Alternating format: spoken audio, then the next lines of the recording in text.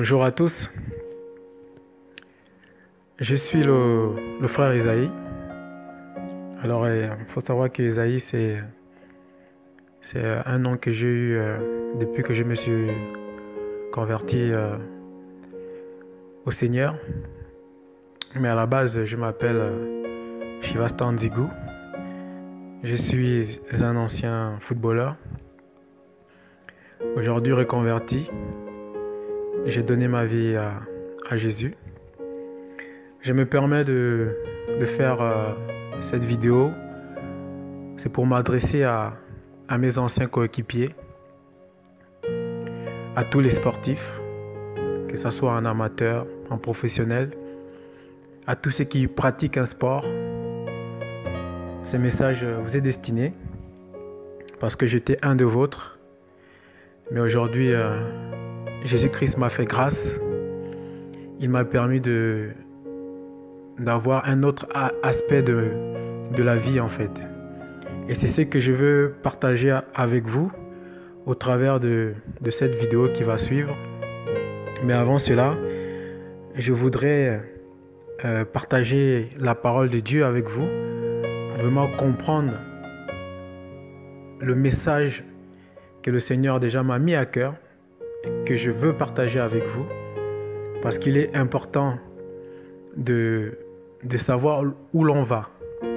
C'est vrai que nous sommes des compétiteurs, vous êtes des compétiteurs et en général, lorsqu'on est engagé dans une compétition, on est concentré sur celle-ci.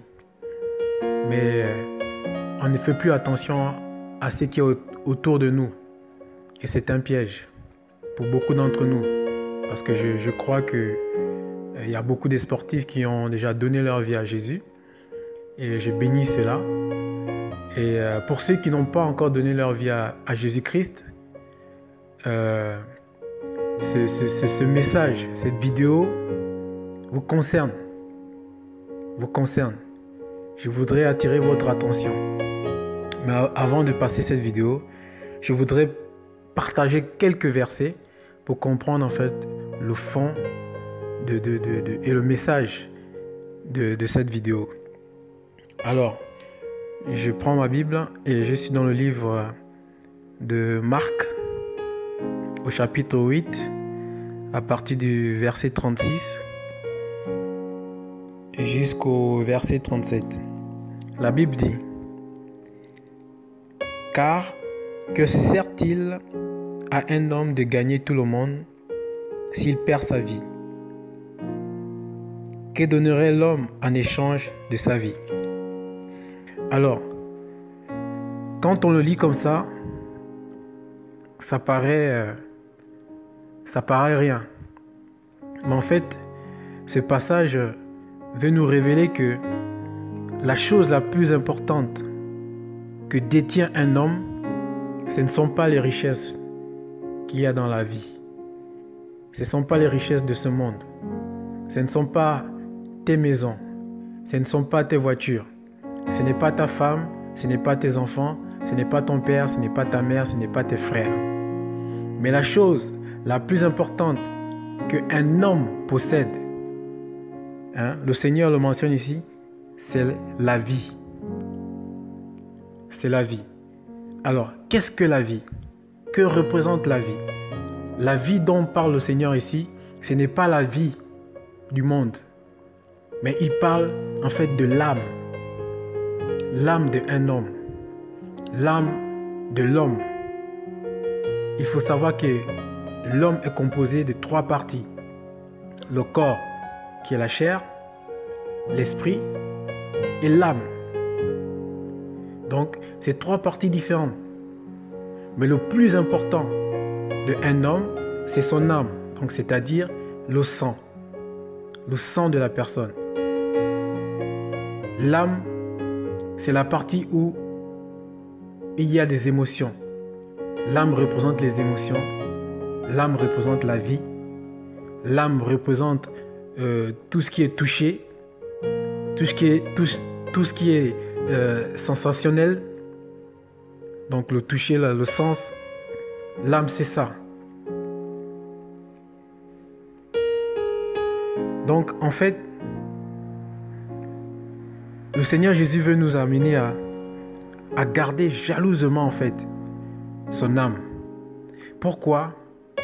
Parce que, en fait, le diable sait que la chose la plus importante de l'homme, c'est son âme. Et Jésus le sait aussi. Donc c'est pour ça, il dit, que sert-il? Car que sert-il à un homme de gagner tout le monde s'il perd son âme en fait? Je change le mot vie par le mot âme. Je place le mot âme. Que sert-il à un homme de gagner tout le monde s'il perd son âme? Que donnerait l'homme en échange de son âme? Vous voyez? Donc en fait, Jésus nous montre l'importance de notre âme. C'est la chose qu'il faut garder le plus précieusement sur cette terre. Vous allez voir la vidéo qui va suivre.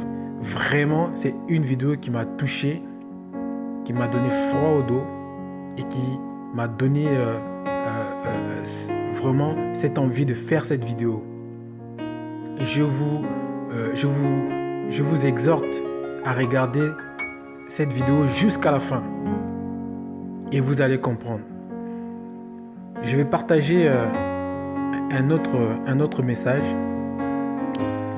Toujours, je vais prendre la parole de Dieu. Cette fois-ci, nous sommes dans le livre de Jean. Jean chapitre 11, à partir du verset 25 à 26. La Bible dit, Jésus lui dit, « Je suis la résurrection et la vie.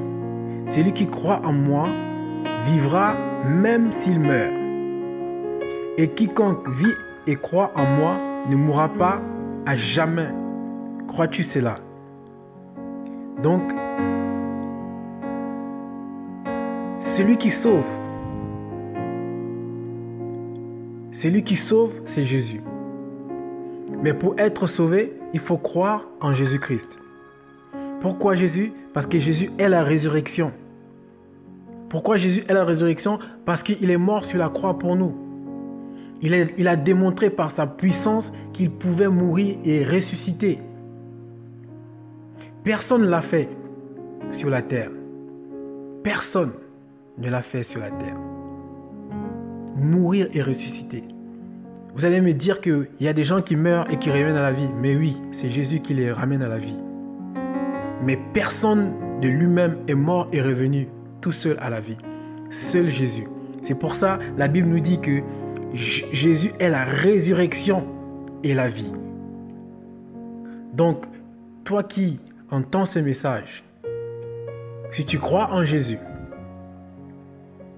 même toi-même, lorsque tu mourras, tu ne mourras pas parce que Jésus te donnera la vie.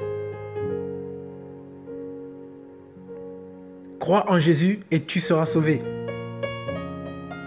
C'est ça le message. C'est ça le message. Je vais partager un autre passage encore pour encore mieux nous éclairer. Nous sommes dans Apocalypse 14 à partir du verset 13. Alors j'ai entendu une voix du ciel qui me disait, « Écris, bénis sont dès à présent les morts qui meurent dans le Seigneur. Oui, c'est vrai, dit l'Esprit, afin qu'ils se reposent dans leurs travaux, car leurs œuvres leur suivent. » Mon ami, très cher ami sportif, à tous ceux qui regarderont cette vidéo, la parole de Dieu, la parole, notre héritage laissé par Jésus-Christ, elle nous dit, bénis sont ceux qui sont morts dans le Seigneur. Le Seigneur, c'est Jésus. Parce qu'ils auront la vie. Combien êtes-vous là? Quoi qu'ils sont morts, ils ne mourront pas. C'est une légion. En es-tu le chef? Et les œuvres qu'ils auront faites sur la terre, qui est le plus fort de cette légion? Alors, ce n'est pas les œuvres en es-tu la tête? D'aller donner la nourriture aux gens, de partager les vêtements, de donner de l'argent. Non, ça, tout le monde sait le faire, même les sorciers. savent le faire. Pourquoi? Ce n'est pas ces œuvres-là. Qu'est-ce qu'un Mais les bébé œuvres, a à voir avec c'est-à-dire cela? parler de Pourquoi Jésus, rentres-tu dans la vie annoncer d'un le royaume être des humain cieux, dès dire le aux ventre aveugles maternel? que répentez-vous, dire à ceux qui marchent d'une façon étrange ou désagréable que attention, ne mourrez pas dans cet état. Cela veut dire que dès qu'un enfant est engendré, En fait, je vous amène commence une ici, vie. mes très chers amis sportifs. Je vous exhorte, je vous invite Qu'est-ce qu'ils à ne vous peuvent pas repentir. voir? C'est ce que tu veux. Repentez-vous, repentez-vous et convertissez-vous, afin que vous ayez la La vie, seule manière de blesser Dieu, afin que c'est en quoi même vous touchant seriez aux mort, âmes. vous aurez la vie. C'est son bien le plus précieux. Jésus est venu mourir sur la croix afin que nous ayons la Mais il y vie. a des gens qui pensent que leur Il nous a bien donné une le plus grâce. précieux, c'est la maison qu'ils ont, Cette la grâce, voiture, c'est de se leur repentir et d'accepter qu'il est Seigneur et Sauveur. Lorsque tu fais cela, lorsque tu Et te l'âme. repens et que tu acceptes Jésus comme Seigneur et Sauveur, Et il tu as vient, il déjà rentre mis dans ta beaucoup vie et il te montre comment marcher dans ce monde. Parce que ce n'est pas facile. Alors c'est là en bas. Alors je vous invite, très chers amis, très chers collègues, repentez-vous et C'est convertissez-vous. là en bas. Celui qui n'a pas Jésus, il a un autre esprit forcément. Alors, sans plus Mais tarder, là en bas. je vous invite à regarder cette vidéo. Soyez bénis. Lorsque Au nom la puissant de personne sort du Jésus-Christ. corps, de la matière, lorsque l'âme est séparée du corps, alors la société reste derrière le corps. Tout le monde veut appeler les parents pour demander où sera réalisée la veillée funèbre, où sera veillé le corps, où sera l'enterrement. Tout le monde est derrière le corps. Vous non. Non, c'est la poussière de cette terre. Vous voulez quoi? Nous voulons des âmes. Mais comment est faite cette division? Comment sais-tu qu'elle t'appartient? Si la personne est tombée raide, morte, écrasée et elle est morte, comment sais-tu qu'elle t'appartient? C'est en ce moment-là.